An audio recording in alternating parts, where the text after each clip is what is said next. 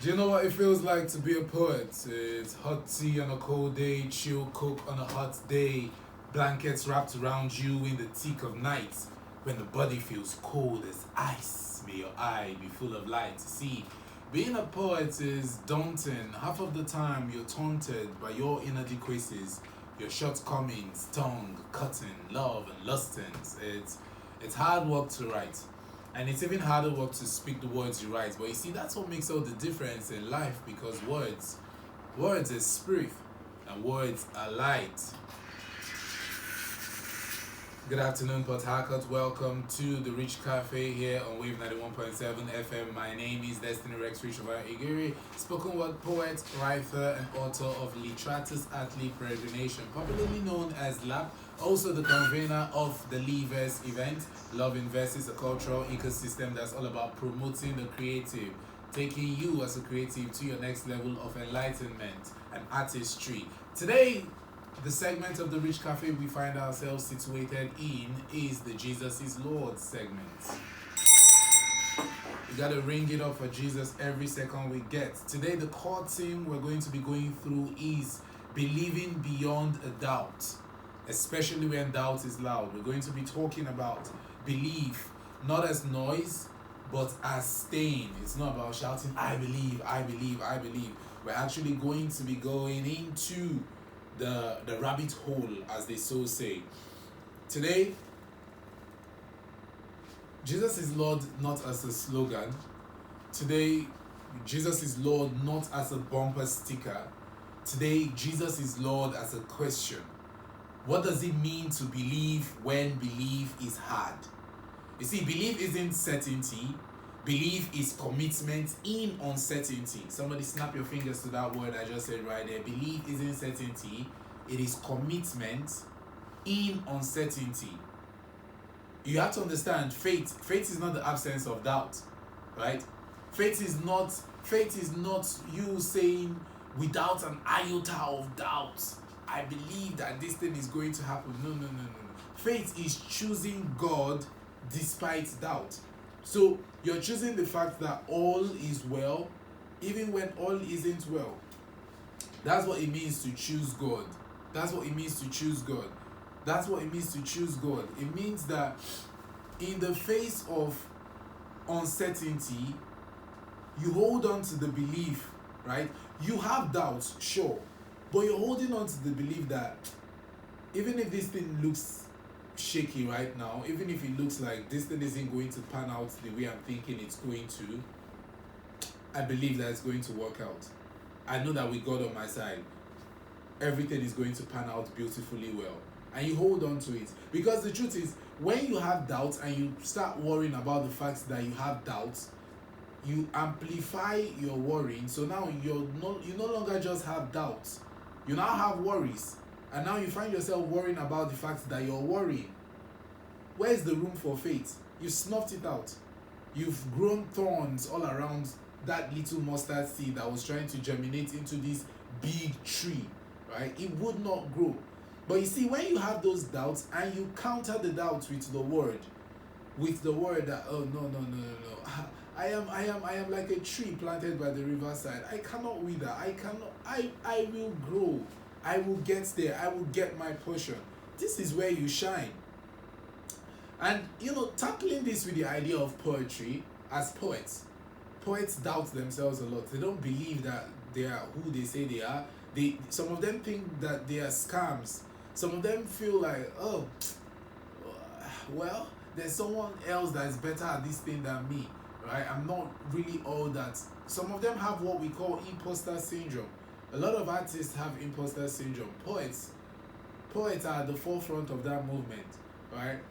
Their artistry is snuffed out a lot of the time because since the work we do isn't mainstream, and if you can see me in the studio right now, I'm air quoting mainstream. It's not Wizkid, Davido, right? It's none of that. There's the small fear which sometimes grows into a huge monster that we're not good enough because our work is not received by the whole world. the way you go on Spotify now and you see one of these music artists having like millions of streams, but you check out the poets who just dropped work and they're still struggling within 1,000 listens, right? And then maybe 15, 20 people who are streaming, or maybe 100 people who have streamed. It makes the poets have doubts. But you see, the thing is, poetry itself is belief without proof. You see, you write something you cannot yet see, trusting that language will carry it somewhere. That's poetry. You just start writing. You don't know where this thing is going to, but you trust. You trust that this work you have started, these words you have put down on page, they are leading somewhere, and you follow it. Right? Every core poet, despite the doubts, believes in words before results. You have to write it down first. Right? A friend of mine reached out to me. I posted a short clip from my entry for the Richch AK Prize for Performance Poetry, and I just posted a short clip because I watched the news today, and I saw the whole 177 people in the church abducted, and I was so upset. I was thinking to myself, is this not the very same area that I am hearing that Trump bombed and all whatnot, and all of a sudden that happened and this is still going on? Like, what needs to happen in this country for real change to actually take place, right? And I remember that throughout the whole period of the terrorism and the banditry and everything that was going on, I was so upset. I kept on thinking to myself, how can I convey this feeling? What do I need to say? Where do I need to go and scream? Like, how can I express myself? And I had forgotten that I had an avenue of expression. A lot of people don't. They hold the pain is just there within them. And it's worse for the people who are in the crux of the matter. Imagine the people who are in these communities. Imagine the people who were in that church, in that Eruku community, that they were shooting outside their church. Imagine those who survived those things. Who is coming to listen to them? Who is coming to ask them that, oh, we are from so place, so we came to interview and to find out how you people are doing after this? None of that. So they hold on to their pain. They carry it with them everywhere. Isn't that something that you wonder, how is it that so person who was so full of life died? Because they are carrying all that burden inside them, all that trauma, and there is no way of expression. And for me, it's some sort of blessing that I even have an expression.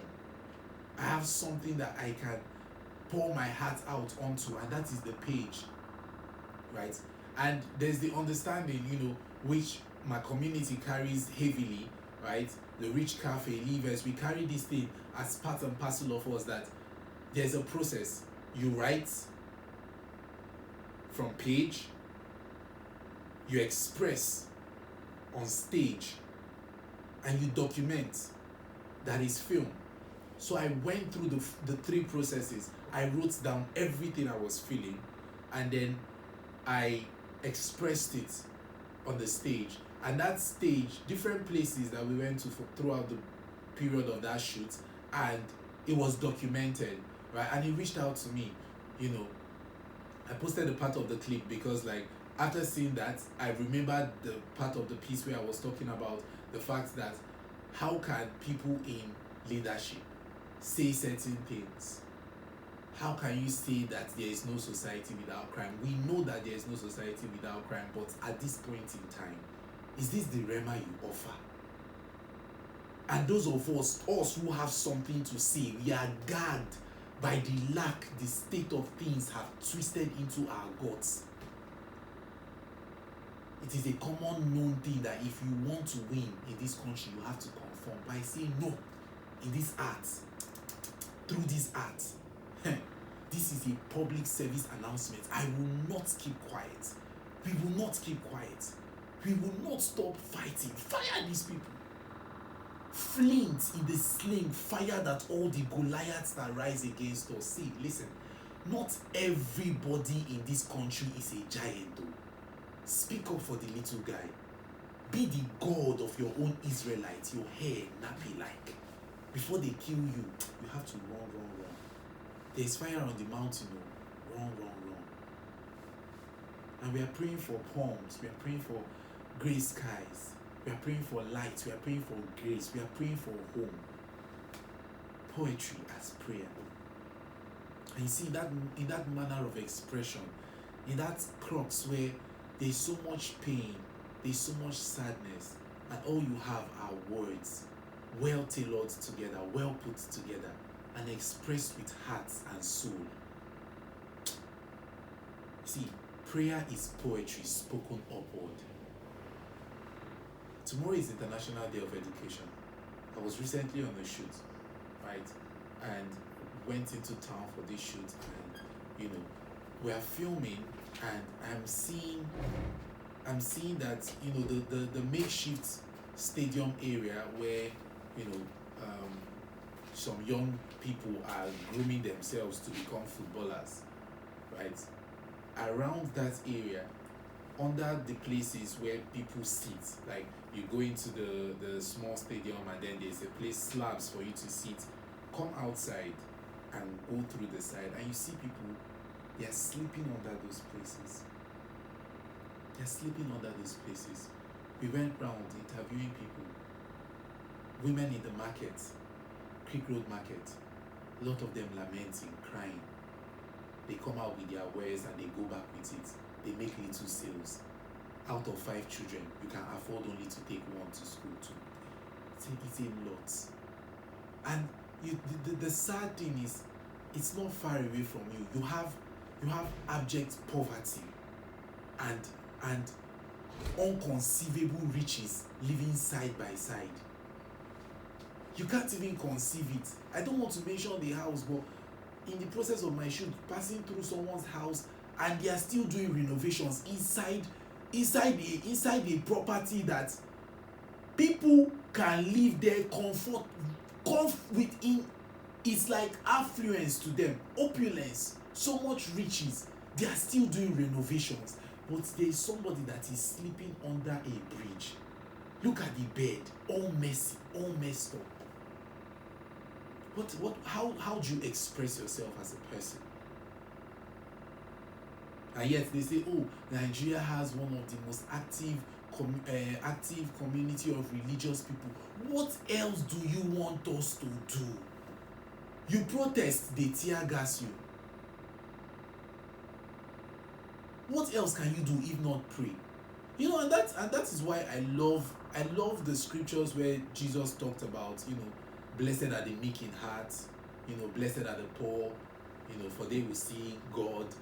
I love those scriptures so much. And the thing about it is, it is not an avenue for you to slack and for you to say, oh no, I'm not going to do anything with my life. Now lie you, me, I will do a lot with my life. Even if it's to document these stories, even if it's to use poetry as an avenue to say these truths. Is it not what is his name now? Ken Saro-Wiwa, that the president of Nigeria recently, they gave them awards. They are there though. How many years ago, after they were, we know what happened to those men, Ken Saro-Wiwa, all of them. We know what happened to them. It was still government that did that thing to them, and it is still government that how many years later honored them.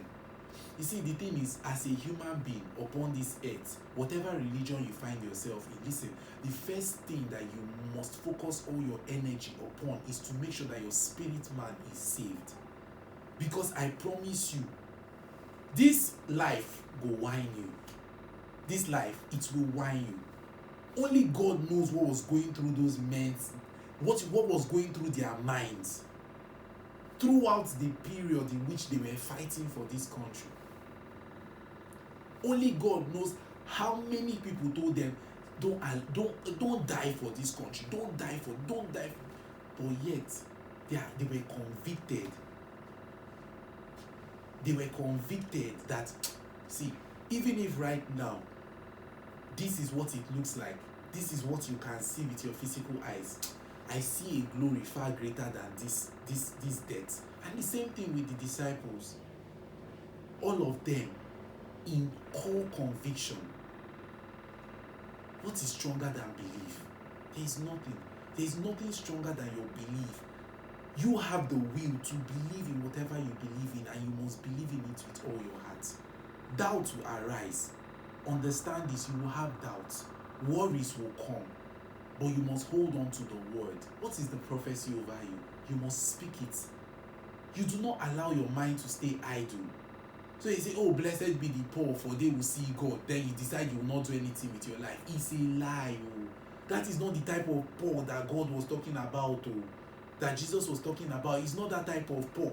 He was talking about the type of poor that you have done everything in your power. You have talked about it. You have begged the government. You have prayed. Everything you have. There is nothing you did not do, and yet this is where you found yourself. And in that place you found yourself, you still called God God. You did not abandon God. You did not say, this God save now. Who God help? And then you go on to go and mess yourself even more by putting yourself in things that you should have never done in the first place. Read Psalms. Psalms are poems. Read, go and check. David, King David. We know his story now. David. What have you done that David did not do? Is it to kill people? He killed them in their numbers. Take somebody's wife, send the person that you have taken his wife to the battlefield and put him in a place that he will be killed. If there is anybody that should have died of the guiltiest of consciences, it should have been David. But as soon as Uriah the prophet came and told him, see the thing that you did, that you thought God that you know sees all. See the thing that you did, he saw it. What did David do? He immediately fell on his face. Immediately, no waste of time, he fell on his face and he begged. He begged God. Rent his garment in half. David will rent his garment in sorrow and still rent his garment in praise. That is the balance. You don't rent your garment in sorrow. And it's almost as though every single thing God does in your life is a prayer point. God, see this one that you have done for me. Look at what is coming in front. This 1 million now that you have given to me. Look at all my enemies, the way they are looking at me. I cannot even give testimony in church before they will come and kidnap me. Worry. Where is the place for thanksgiving? Where is the place for belief? Where is the place for proper tithing and offerings? If you are encompassed by a multitude of sorrows continually, that is not the type of poor that sees God. You see, some of the most spiritual poems ever written were written by people who were confused about God. You have to understand this. Believing beyond doubt. This is the heart of it. Listen, there are 3 simple truths I want you to take home with you. Doubt is not disbelief. Doubt is often care that is afraid. So there are some things that you're worried about, you're unsure about these things. It doesn't mean that you do not believe. It just simply means that there is a lot of care that is being, you're paying a lot of attention to a lot of things at the same time. But you must shed. You must shed. God is not afraid of questions. It's a fragile God that demands silence. A real God, he invites wrestling. Jacob. Yes, so your hip bone, it will shake. But who says a hip bone can't clank sounds into songs? Who says that distortion cannot be a sweet smelling savour to God's ears, to his nostrils? See, belief is a posture. It is not a feeling. Some days belief, it feels loud, very loud. Some days belief is just showing up anyway. Believing beyond a doubt. It doesn't mean that doubt will disappear. It means that doubt no longer gets the final word. Have you ever believed while still questioning? What keeps you holding on when faith feels pain? Has poetry, music, or art ever helped you believe again? The phone lines are open. Let's talk. 070 4000 1783, or you call 090 229 17917. I'll take it again. 070 4000 1783, or you call 0902 291 7917. Have you ever believed while still questioning? What keeps you holding on when faith feels very thin? Has poetry, music, or art ever helped you believe again? I'm very interested and I want to hear your thoughts.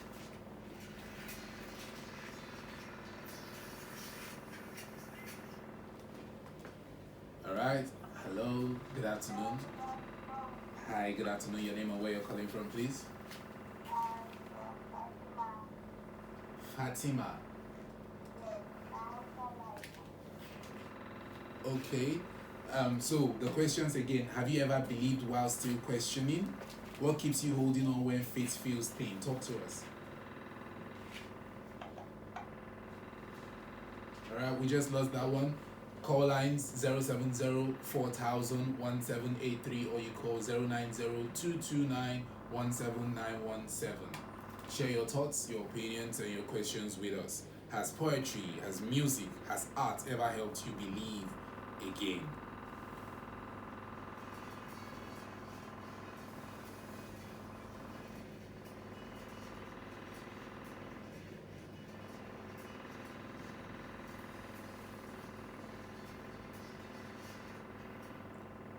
All right, and we're back. A couple of thoughts and opinions that I'm seeing scattered on the internet. You can reach out to us at the Ricch Cafe, RICCHCAFE. That's the Ricch Cafe on Instagram. If you want to reach out to us, we'll be very, very glad to hear from you. Now, I want to actually end early, and I want to end on a very beautiful note, right? Today, I want you to understand that we're not declaring that we know everything. We're not declaring that we know everything. We are declaring that we trust someone even when knowing fails. Listen, Jesus is Lord, not because we never doubt, but because even in doubt, we return. You must always return. Nothing else matters. You must always return. Do not try to resolve belief today. Let today be about permission. Permission to question. Permission to stay. Permission to believe imperfectly. That's real faith. That's real faith. And that's all that matters. It's been an amazing time here with you at the studio, the Ricch Cafe on Wave 91.7 FM. Don't forget, Leave Us is coming. We're very excited. February's around the corner. Love Without Borders. We're very excited for all the little programs that we have coming your way. And I can't wait to catch you all here again on the Movers and Shakers Club. We're going to be having an amazing guest. I'm pretty sure we're going to be having an amazing guest next week, Friday, 2:30 to 3 p.m. Make sure, at the crux of all things, you find a way to express yourself positively. And even when you find yourself in doubt, you have permission to return. You have permission to sit. You have permission to be still. The world is very loud at times. In the moment you find yourself in stillness, always remember, you have a Lord over your life. And that Lord is Jesus. Jesus is Lord. See you next week, Friday. And please, do stay rich.